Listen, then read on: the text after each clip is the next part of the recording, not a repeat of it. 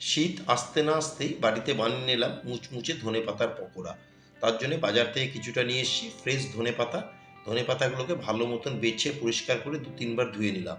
একটা বোলে নিয়ে নিলাম ২ টেবিল চামচ চালের গুঁড়ো, ২.৫ টেবিল চামচ দিয়ে দেবো বেসন, পরিমাণ মতন দিয়ে দেবো নুন, লঙ্কার গুঁড়ো আর হলুদ।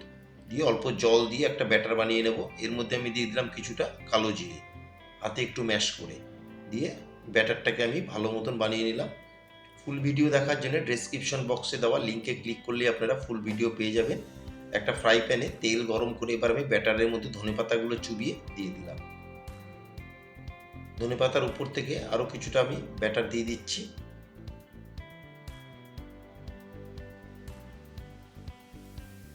এবার উল্টে পাল্টে আমি পকোড়াগুলোকে দুই দিকেই ভেজে নেব। দুই দিকে ভেজে নিলেই তৈরি হয়ে যাবে মুচমুচে ধনেপাতার পকোড়া।